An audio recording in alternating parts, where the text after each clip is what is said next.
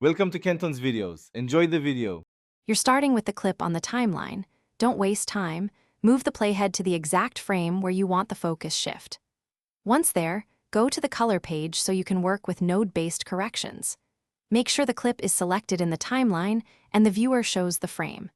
If you plan to use Lens Blur Open FX, enable Open FX in the inspector now. Otherwise, prepare a serial node for manual blur and masking.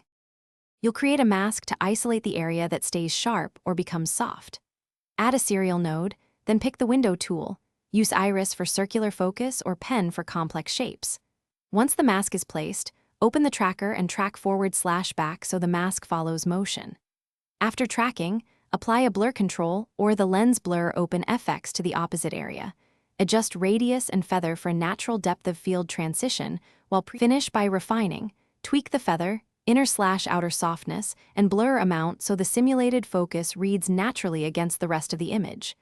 Make sure color and exposure match between masked areas by adjusting gain or contrast on separate nodes.